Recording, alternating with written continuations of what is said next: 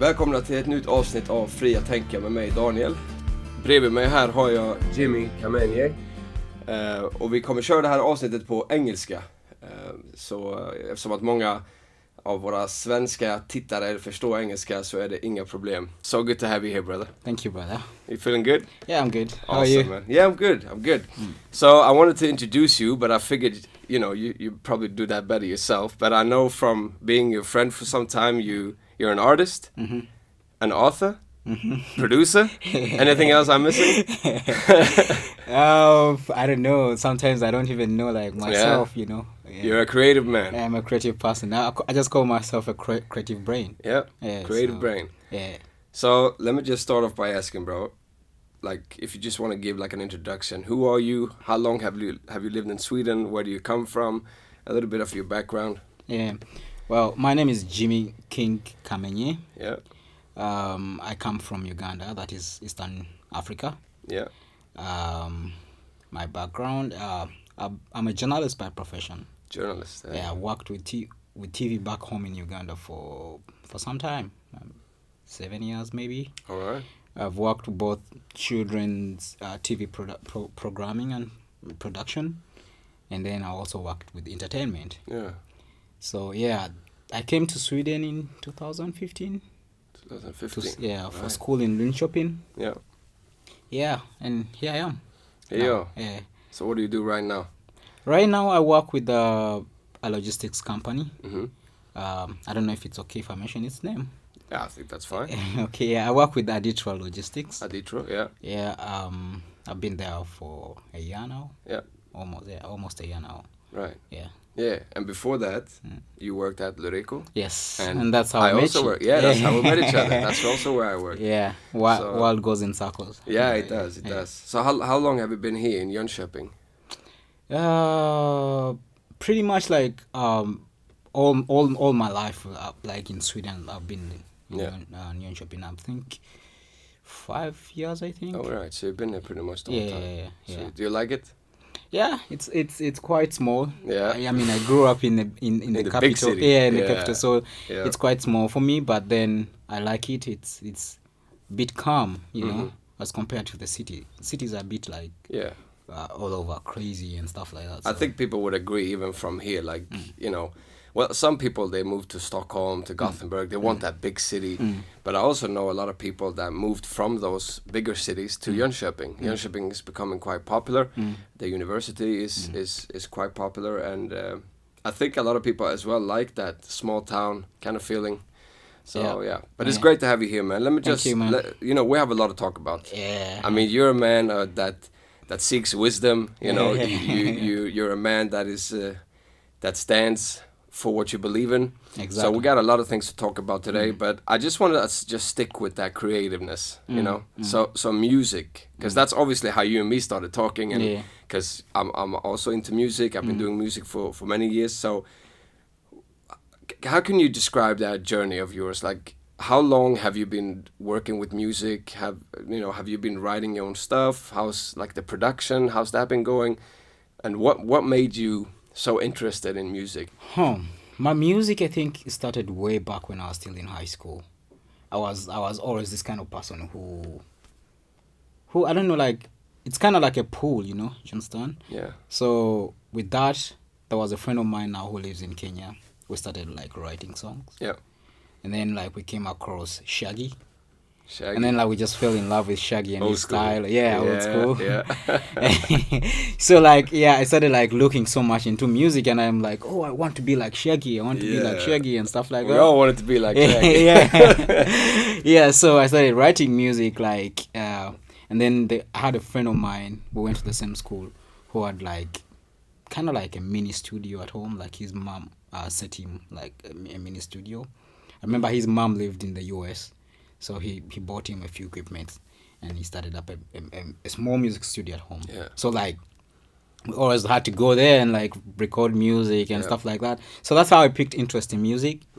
Then I started learning how to do a bit of production here and there, and you keep on growing in the craft as time goes by. Production takes time. Yeah, a lot of time. Yeah. So that's how I I went into music, and then I joined TV after some time, and it gave me more opportunities, like to meet with like big stars, and I've literally like met so many stars when they came to Uganda. Like likes of Akon, likes of African stars, like Sean Paul and all these guys. Woo-hoo. So like it kind of like gave me more push, like, you know, like you will see the love they get, like when they're on stage, and like just keeps pulling, like, yo, I mean, you can do this, like it's not so hard, like the normal people, like just me and you. That's interesting. So you just have like to like keep pushing the craft and like growing with it. So that's what I wanted to ask. Would you say was it easy to, I mean, obviously to learn how to perform and write and produce, that takes time. But would you say, like in Uganda, like where you're from, would you say it was like easy? Because obviously here, like everyone wants to be a celebrity, everyone wants to be the big star, and it's not that easy unless you maybe have the right connections and maybe know someone that knows someone. You actually have a studio you can go to.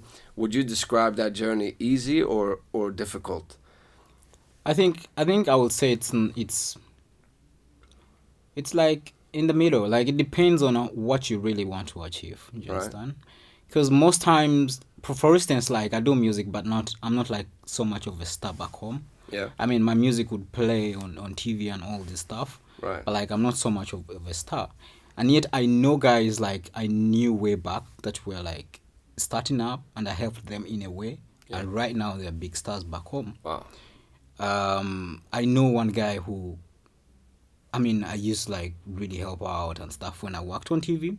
And he's a Grammy nominated artist now. Like he's a big artist like in Africa right now. His name is Eddie Kenzo.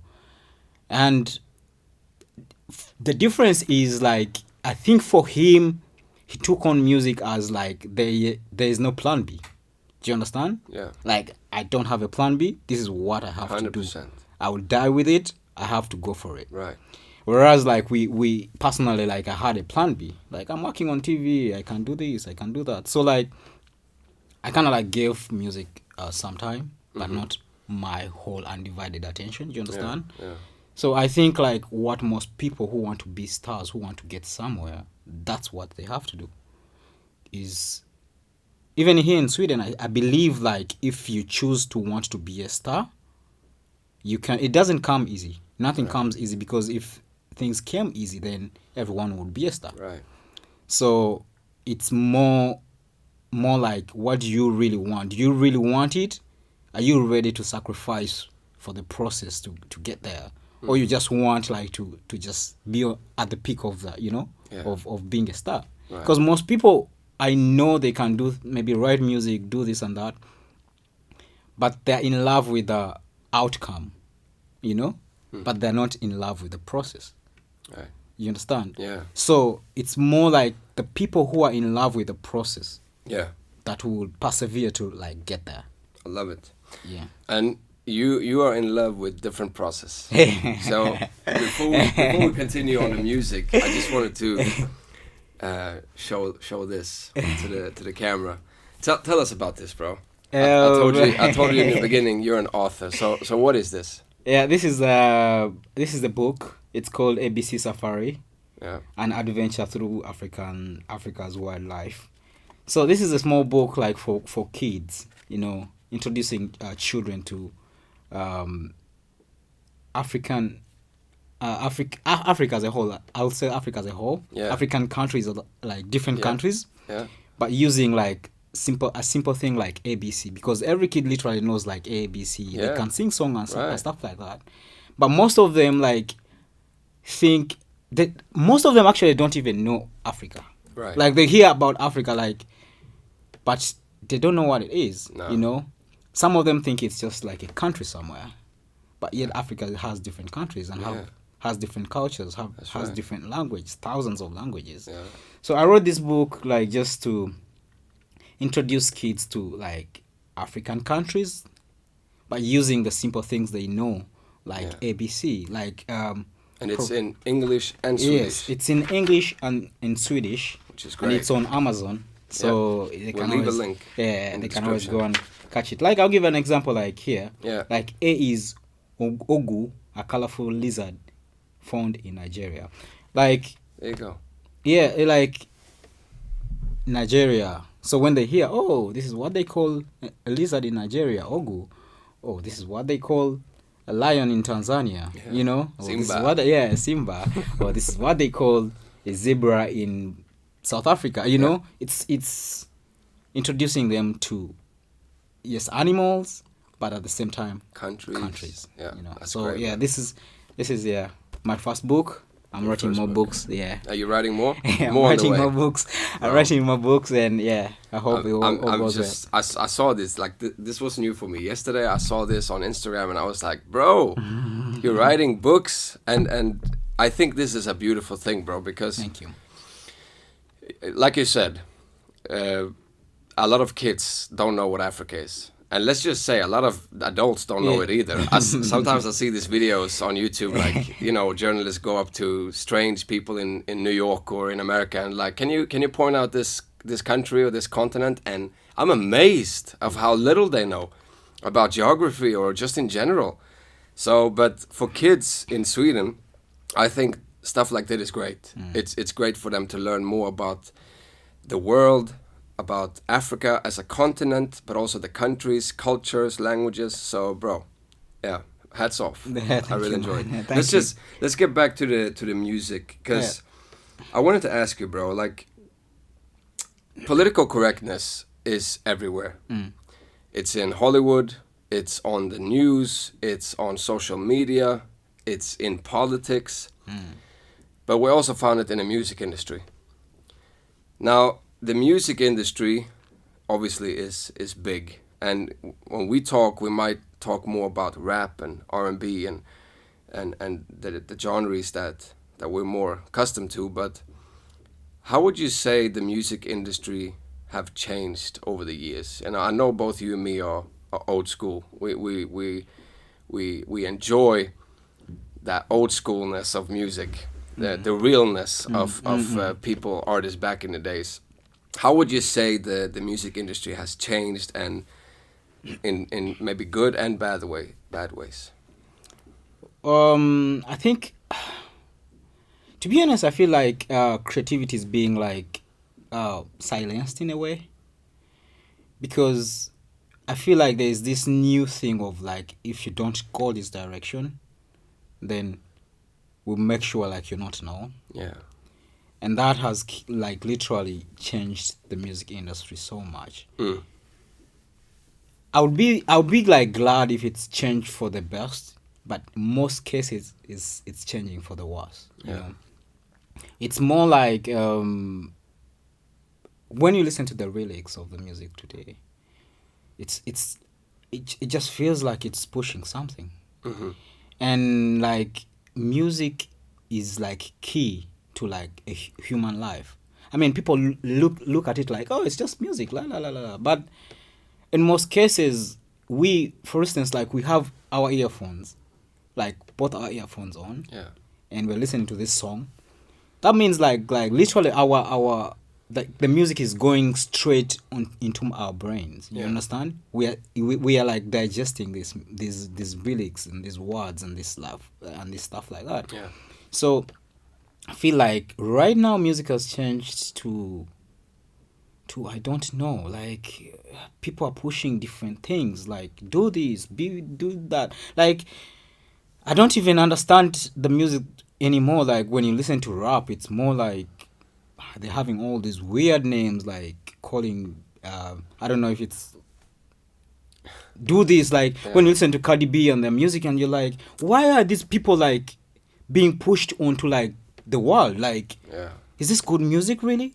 Is it like pushing something really like important to the world? Or it's just get excited and stuff like that? And it's so funny, like they push more of this music to the young people because there's something they're trying to push. That's right. And there's many, like, I like what you said there, you know, like it's a lot of artists are being pushed in a certain direction. And I say we can call that the mainstream direction, the main narrative. This is how you should behave, and that's basically what political correctness is. Like, you should follow the mainstream of what is politically correct. So a few weeks ago, I know you've heard about this, but for our listeners, a few weeks ago, Neo, a famous old school R&B rapper, he made a video where he talked about, how, and he just shared his mind about children and how he believes that children should not be able to change their gender. We'll show you a clip, just short clip of him speaking. First and foremost, I do not apologize for having an opinion on this matter. If my opinion offended somebody, yeah, sure, I apologize for you being offended because that wasn't my intention. My intention is never to offend anybody. However, I'm entitled to feel how I feel. I'm absolutely entitled to feel how I feel the same way you are entitled to feel how you feel. Neo is actually going against the narrative here. What he's doing is he's choosing to speak up and say something that is politically incorrect, according to the main stream. You saw this. What was your reaction to this? Well, for me, I feel like they say, for instance, they will say like people like Neo are not tolerant. They'll say, oh, he's intolerant and all that stuff. Yeah. But like, where is the line of tolerance here? Like, he's speaking his mind. Why are you against it? That means it's the other way around. It's like the people trying to push this that are not tolerant. That's it. If Neo comes out and says, well, I don't like eating chicken. Yeah? And you have no problem with that. Okay? Yeah. I mean, you eat chicken and all that. And it's like, I don't like eating chicken. I just don't like. Like, why is it a problem to you? Okay? Just listen to his view and be like, okay, you don't like your chicken. Well, I like my chicken. So that's you. That's like, I don't understand why they think everyone should say, like, do this, say this, walk like this, move like this. Yeah. I feel like those are zombies, like, who are supposed to be like that. And he was speaking about his own mind. He was speaking about his own children. I think he said he had like 9 children or something. Yeah, I think so. So he was saying that I would never allow this for my children. I am the adult, and my children are my children. They're minors. I'll make that decision. And he also said, what other people do, I don't care. Like adults, do what you want. Yeah. Like, you mind your business. I mind my business. But you have to, like, and he said it so well, like, you are allowed to have your opinion. But why I'm not, I should also be allowed to have my opinion, and I'm speaking it out. So I thought it was like incredibly brave of Neo to do that. Because, like we said, that's going against the mainstream media. And this is the music industry, so I don't think there's that many people, because I think automatically if you choose to do something like that, you will lose a lot of followers. Because Neo, he probably has a lot of followers. Now, he might have a lot of older followers. I mean, we all grew up listening to him as children. And so I think he has a lot of, from an older generation. And I think they're more keen to thinking like he does. But basically what it means is, if you want to speak your mind in the music industry, in Hollywood, you have to understand that you are sacrificing fame. Exactly. But I believe Neo understands that it's not about fame. Yeah. Life is not all about that. No. And that's incredibly brave, I would say. Yeah. Like, what's so funny is when he said that, I think he said it on TV, and then his publicist came out and wrote like apology and la. Yeah. And then he came out on his Instagram and said, no, like, this is not coming from the publicist. This is coming from my mouth. You understand? It shows you like, in Hollywood, like, they're handlers. Okay? You're not allowed to say anything. No. It's someone supposed to say something for you. And that someone is being told by someone else. Yeah. This is what so and so should be doing. That's so interesting. This brings me to like my chain of thoughts, like, what's the agenda of like the people behind the people? You understand? Yeah. Like, people behind these publicists and what they're supposed to portray to the world. what's their agenda? What are they trying to push? Like, are we not supposed to speak what we're thinking? Yeah. You know, it leaves me like thinking like there must be something. If there is, let's say like I'm telling my let's say my friend, you know, do this, do that. Yeah. In at the back of their mind, like do this, do that. Like it means they're not thinking for themselves. So that means I'm kind of like pushing something. There's an outcome I want, though I don't want to come out like and say like, oh, this is what I want. So I'm using like proxy, like someone else to push what I want. Yeah, and it's actually quite manipulative to so much to do that. And I think that's what we see in a lot of cases around the world. We have an ideology that is being pushed by people, by, you know, it doesn't matter if it's the far left or the far right, and then you see them try to force that ideology on other people. Let me give an example. Feminism in the West, I think majority of people would say like feminism, like in its core, is something good, you know. Obviously, if we go back 100 years or whatever, women could not vote, maybe they could not do this and that. Now we have come to a place where men and women are equal. They are, they have like law applies to them both in the same way. They can do whatever they want. They can reach their goals, both of them. So, but then you have this third wave feminism, like this radical feminism that I don't support and many people don't support. And you see that ideology trying to force its way onto people. And the interesting thing is when you see them, for example, trying to force it onto Middle Eastern people, they have a different view of feminism. Yeah. They and I'm sure it's the same in Africa. Yeah, so you're basically telling them your ways of living, your ways of thinking is wrong, and we want you to think like this. And I think it's the same thing when it comes to this gender ideology and like the ideology of thinking that children can do just what they want and they can change their gender. And I think many people across the world are saying we've had enough. We're not going to allow this, because ultimately it comes down to your own children. Am I going to allow this to my children? Hell no. A lot of people are saying that. No. But then they realize like, oh, but my children are in daycare, and maybe they teach this at the daycare. Like your authority as a parent is like disappearing. And that's why people like Neo are stepping up, because they don't believe it. And I don't know, like, what can we do besides saying like, hey, you guys are being intolerant? Like, what can we do? Are we going to move back to the Middle East, to Africa, where it's a bit safer? Like, sometimes I had that on my mind. Like, if it gets crazier here in Sweden, I'm out. If I have kids, what are we supposed to do? Where I grew up, like, in my, let's say, my grandma's village, and you tell, like, someone, like, oh, a man, like, I want you to change to a woman. Like, let alone, like, I swear to you, they'll fight you there and then. Yeah. You understand? It's a different game. But on a serious note, like, I feel like it's wrong to like introduce this to kids, because this is programming. You understand? Mm-hmm. This is programming. So if my child, I can't send a child to go and buy me beer. You know?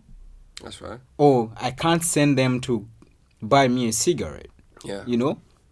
A pack of cigarettes or whatever. Like, I can't send my children. Like, they're not going to take it. No.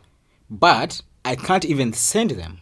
No. You know, when I go to System Burger to buy beer and stuff like that, they ask for my ID to see my age. You know, I'm very old. I'm an old guy. You know, you know. I was with a friend who You should see it as a compliment. Yeah. No way. It's funny, like. But then, why would they let kids take like such life-changing decisions? That's right, bro. You know, That's because there's no turning back. No. There's no turning back once they change their agenda. There's no turning back. No. Let me ask you, brother. There is a big contrast here.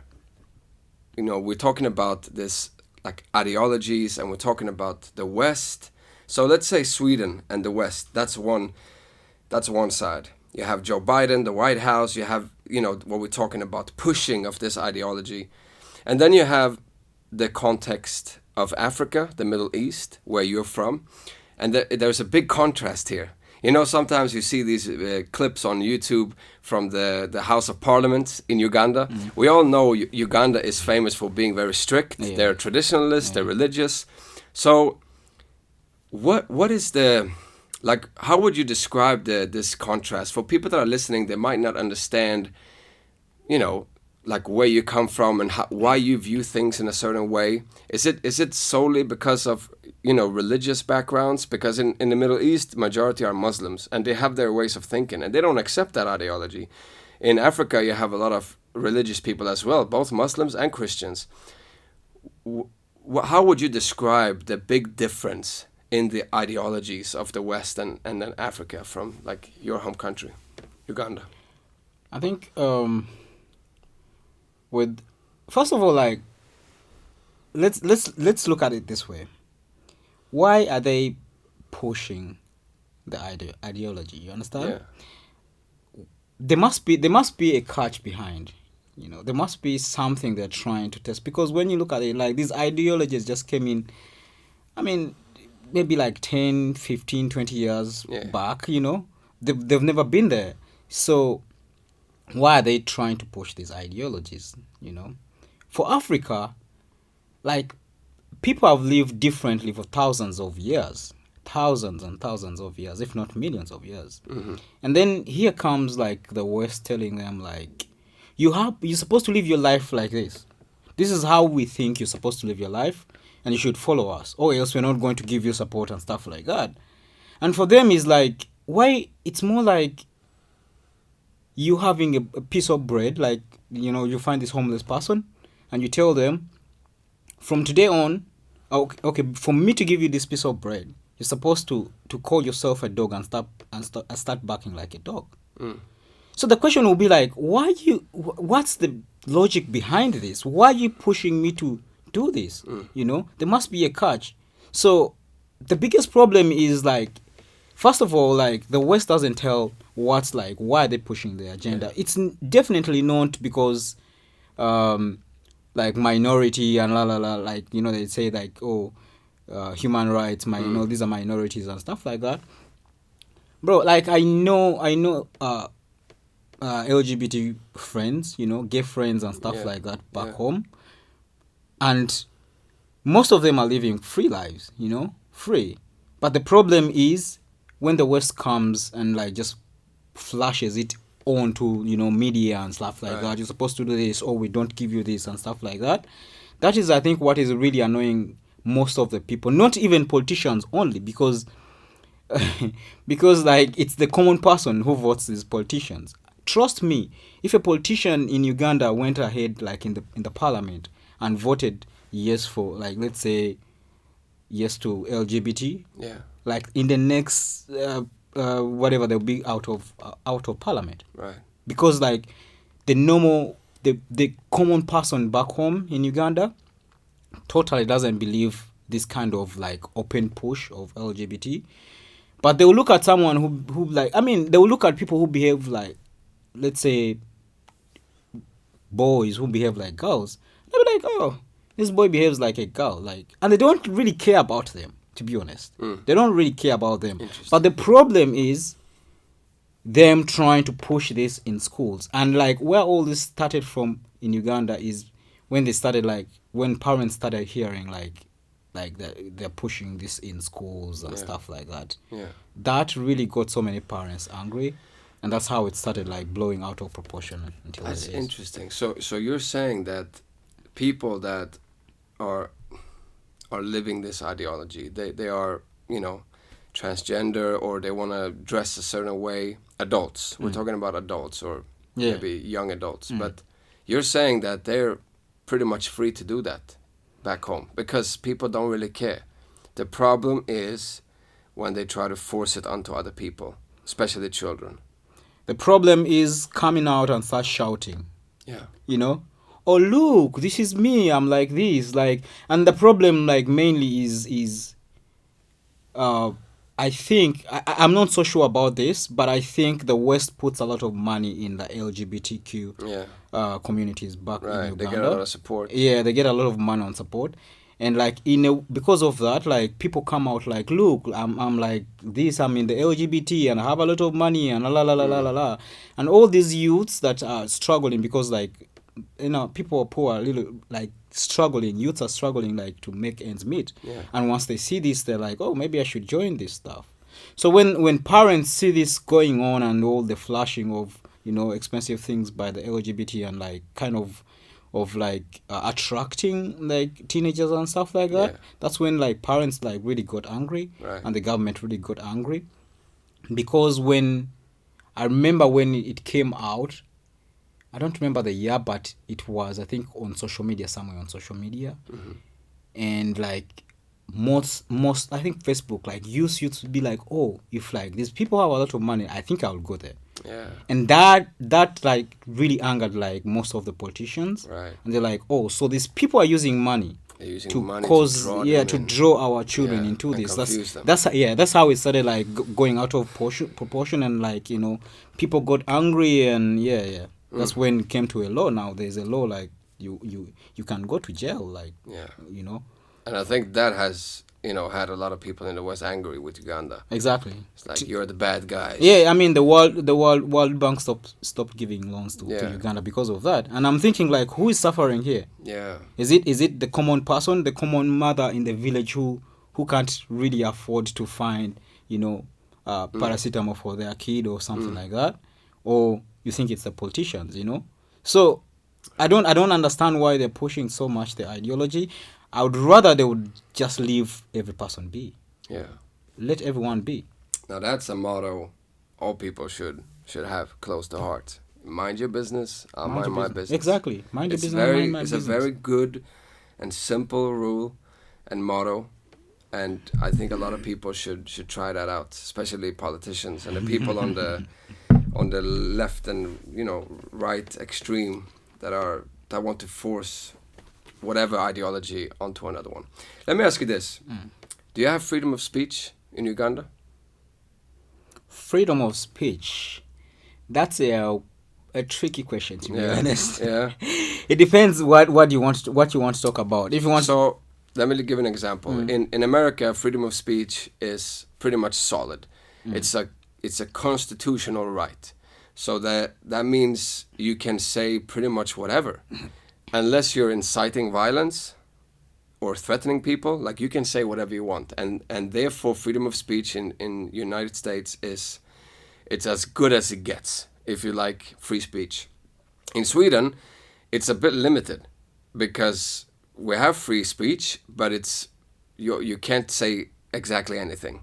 Like you can't do the thing when you greet Hitler, like Heiling, you can't do stuff like that. And people have been fined for stuff like that. So you have limitations, and it's called basically hets mot folkgrupp.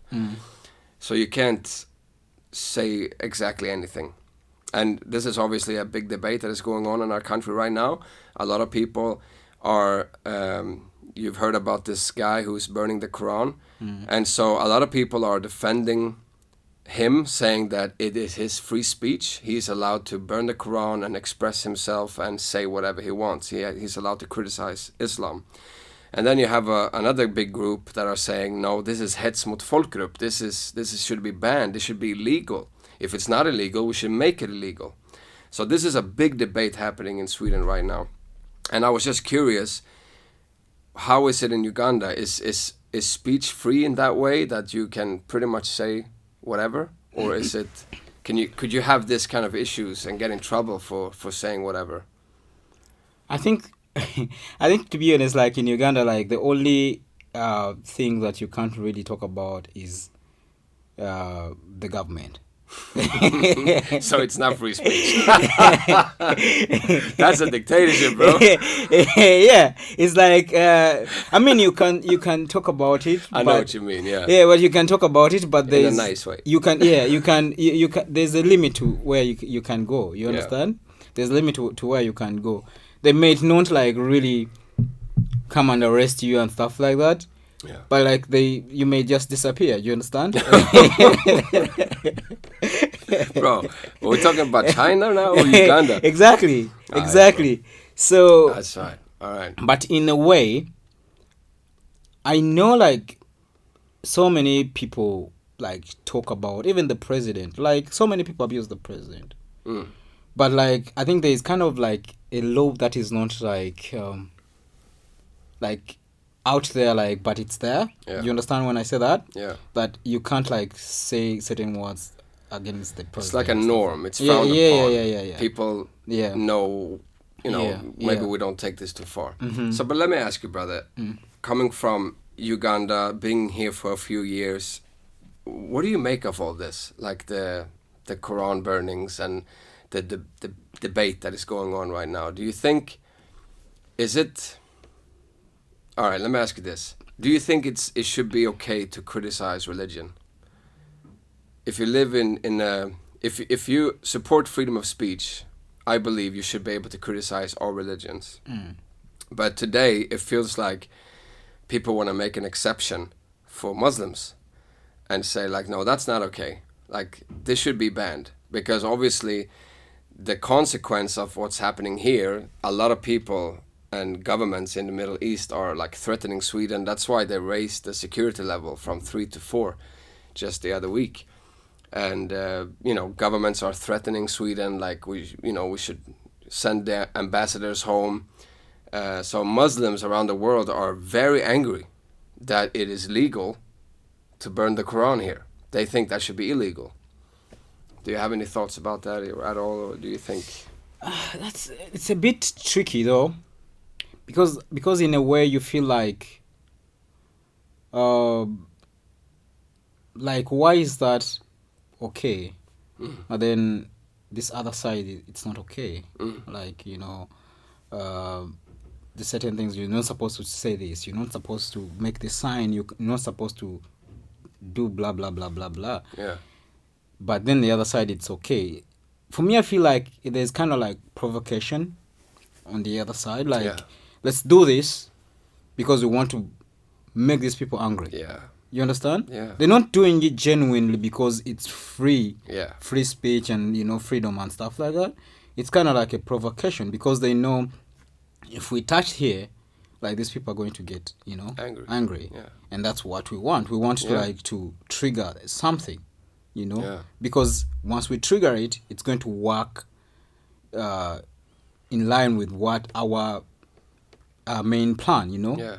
Because maybe when we do this, maybe these people will get so angry and then there will be some terror stuff happening, or maybe they will shoot people, or maybe this will happen, man. And then we have a reason to tell them like, oh, these people should go back to their countries. Look what they did to our country. La la la la la la la. I feel like there is a reason to why they're doing this, not because it's free speech, but because they're provoking, right? And they want an outcome that is in line with what they want at the end to get out at the end. You understand? Yeah. So I feel like the governments should also kind of like find a balance and understand this. Why is it being done? Yeah, it's not all about like, oh, it's freedom and stuff like that. They're doing this, it's okay. But why is it being done? Yeah. It's just like a black person called, the N-word and stuff like that, and just so that they get mad. Yeah. Why is it being done? So that's very interesting, bro. And thank you for being so honest. I agree with you, man. I think there is I believe there's always a motive when you do things like this.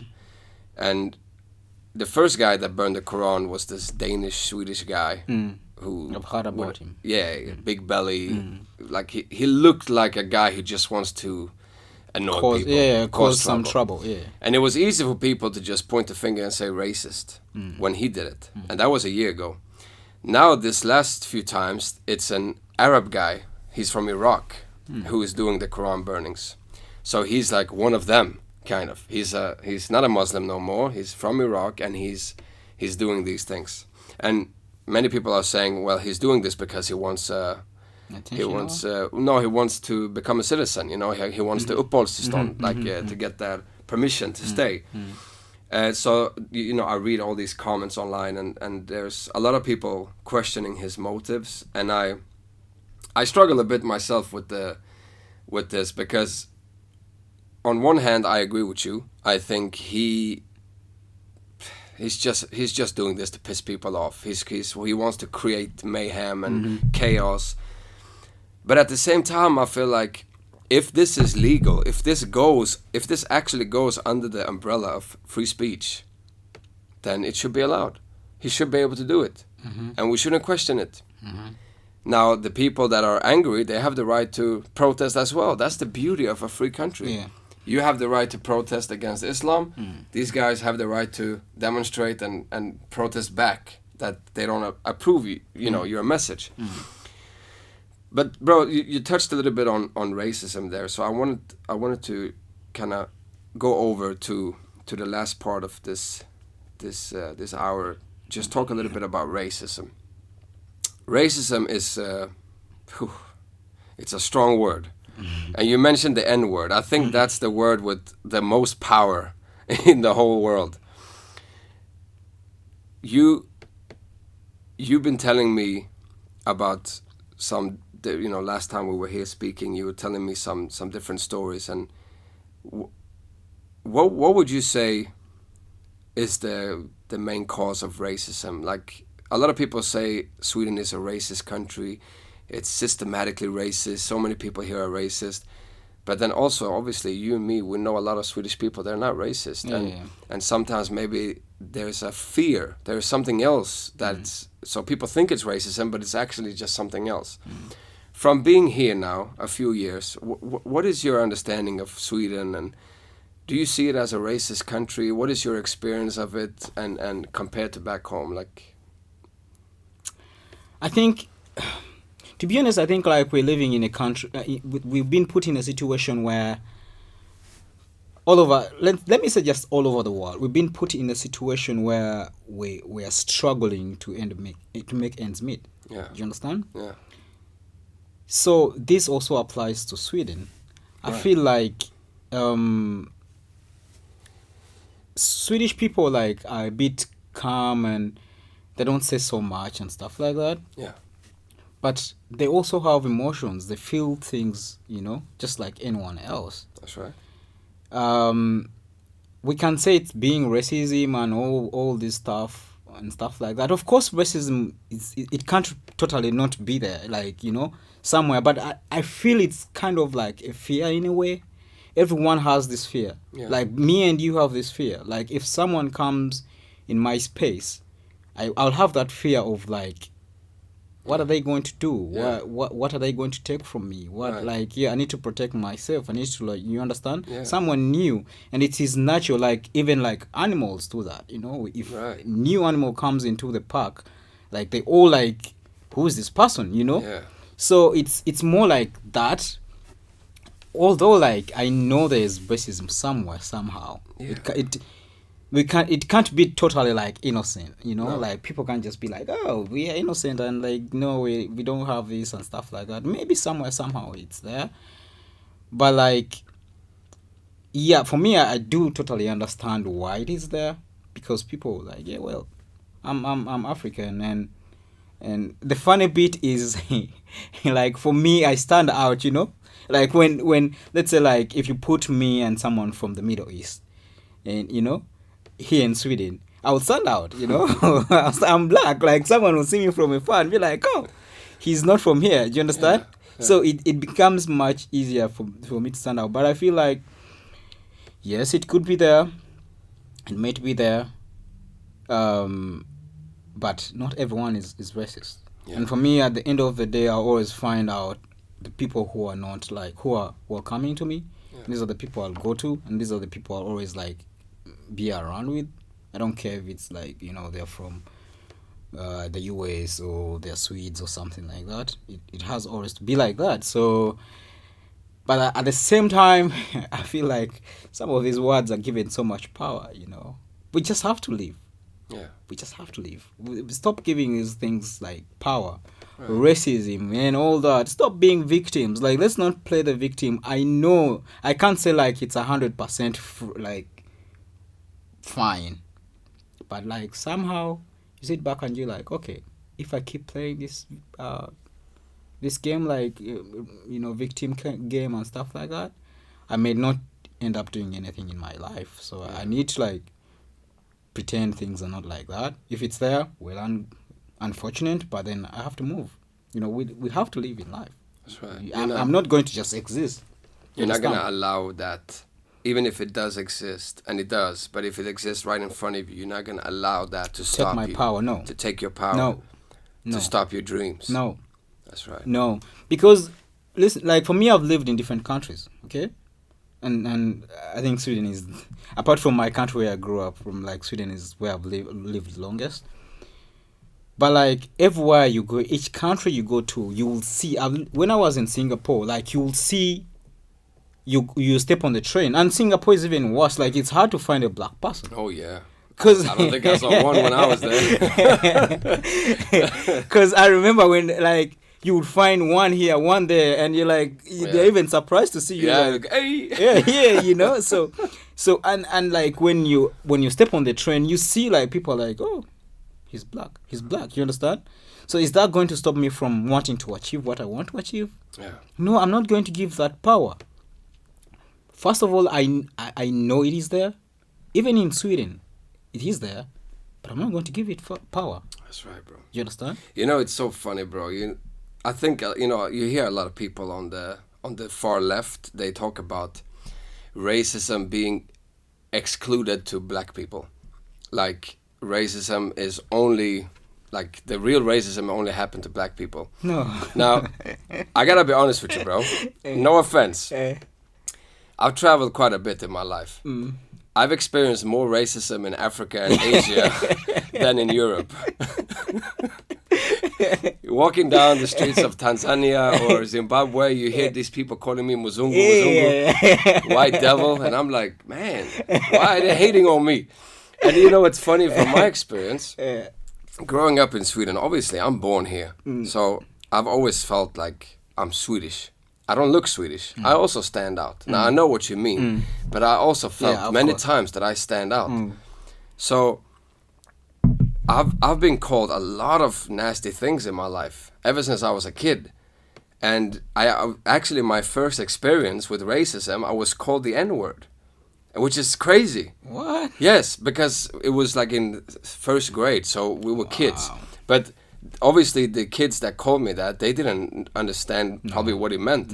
And I didn't understand what it meant. And my mother, I don't remember this, but my mother she told me like I came home crying that day, and I asked her if I was adopted because I was so confused. Like they called me that. And it was like me and two other people that looked like immigrants in that school. The rest was white Swedish kids. So I've experienced it, but I feel the exact same way like you do. Being half Swedish, half Iranian, growing up, when I was a teenager, it was a struggle because I wanted to identify with something. But if I said I'm Swedish, then I don't look Swedish, I don't fit in. And then when I traveled to Iran the first time, I felt like a real Swede because people were looking at me and they heard my accent. They were like, you're not Iranian, you're Swedish, you're a foreigner, like you're not like us. And you're like, where do I belong? Where do I fit in? Where's my identity? But as I became an adult, slowly started realizing, you know what? My identity is not in my skin color. It's not in my Persian side, on my Swedish side. No. First of all, my identity is me. It's who I'm created to be. And for me, it has to do with the Lord as well. And I'm not going to allow racism, insults, to define me. And I love how you described it, bro. It's not going to stop your dreams. It's not going to stop you from pushing forward. No. And you've been around the world too, bro. So you know as well as I do, racism is always going to be around, unfortunately. And so I was going to say that like I think like Africans are more racist than anyone else. I swear to you. And that's funny, bro. It's a bit ironic because so many people say on the left that the West is so racist. No. But it's like it's everywhere. And it's a mindset. It's how people are, and I think the same. Look, I always say about Swedish people, like the people that are racist, many people, they're probably not. They're probably really not racist. I think I always say this. If they just traveled a bit, some people like Swedish people, they would understand more. World in a different view. Yeah, but I mean, it's the same in Africa. Yeah. When I went there, I mean, if they've never seen a white person before, and I always figured, I'm a bit like, light brown. I'm not totally white. Yeah. I'm not blonde. Yeah. So I figured maybe in Africa I fit in a little bit more. I was white to them. I was like, who are you? We've never seen you before. Like when I was in, especially in Lesotho, like, these people, many of them have never left Lesotho. Yeah. They've never even been to South Africa. Yeah. So it's like you're saying, bro, it's everywhere, and it's a mindset. So I believe a lot of people can change in that way. But we, like you were touching a bit on it, the insulting culture, like feeling, being so sensitive to all these things. Let me ask you, bro, just finish off with this question. What is the way forward? Like, are we gonna... Is it the Martin Luther King speech? Like, it's about your personality. It's not about colors. Like, what is the way forward? Like, do you believe it's a mindset, or do you believe we should actually do something, travel more, try to push ourselves, meet people, greet people? What do you think is the way forward? I think the most important thing, like you said, is get out of the bubble. You understand? Yeah. Because most of us, like, it's more like a victim mentality, and once you keep like in that victim mentality bubble, then like it's going to like cripple you. You're going to like start feeling inferior and start feeling bad about yourself and stuff like that. I think it's more like you travel more, you see different people, you see different things, and then when you come back, you always try to find like which one fits you, which one like gives you the energy you want in your life. It's not everyone will like you in the world. No. So it's best, because I have white friends, I have Middle Eastern friends, and I have black friends. That's right. And I have mixed friends, like so for me it's more like who gives me the energy I need. Is it like my white friend, or so I'm not just going to like go everywhere where I'm not wanted. I know exactly what I want, and like when I meet people for the first time, I'm a bit like laid back, because I just try to see them like, are they welcoming, and do they want me in this space? So I think that's the best way for any person. Just get out of the victim mentality and just try to live your life. Stop existing with what they're saying, because I feel like this whole victim mentality is like existing. They're telling you, you're a victim of this, you're a victim of that, you're a victim of this. But no, like, just get out of that and try to chase what you want. Like when you look at, like, let's say, for example, I'll give like an example, like people like Jay-Z, he's a billionaire. Kanye West, like, was a billionaire. Why did they become billionaires? And remember, they came from poor backgrounds. Because they went out and pushed what they want. That's right. In a society of so many rich white people, they were like, no, I want to be counted. Forget about like me being black. I want to be counted. So I'm going to do this. I'm going to do that. I'm going to push this. If I go to this meeting and this person doesn't like me as a black person, I'll go to the next one. Until they reach where they are. So, brother, thank you so much for being here today. I really appreciate you. I appreciate you sharing your story and standing up for what you believe in, bro. Thanks for having me. We need a lot of that. We need more of that kind of those conversations in general. Before we finish, is there anything you would like to say to perhaps younger people watching, something that's been on your heart? Well, thanks again for having me. I believe it's really like of utmost importance to have the world balanced, both views here and there. And like we should always know, like, listen to other side of the story, not only believe in what we believe in. We should always understand and listen to other people too. That's how the world will be better, you know. But like I would love to tell like young people, anyone watching, like this world is self-service. Self-service means like you serve yourself, okay? You're not going to get what you want by just sitting back. You go out there and get it. And I know it takes time. Most of the times people be like, oh, I've tried, but like once you try and try and try, you always achieve what you want. I have this mentality like I chose to start living life and stop existing. I've said that a lot in like when I'm talking, because I feel like existing is just going through life and then you die. Living life is like trying to, you know, understand, go out there, see life in a different angle, in a different view, and try to, you know, learn and grow with that, other than just sitting back and have this mentality of like, oh, this is the world, I'm not changing, la la la la la la. So I think we need more of that. Try to live life and stop existing. But thank you so much for having me, and for all the viewers, I stay blessed and stay spread love and oneness. That's all we need in the world. Appreciate it, man. That's right. We're gonna leave the description.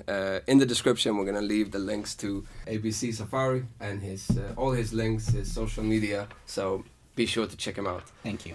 Vi tackar för ännu ett avsnitt och så ses vi nästa gång.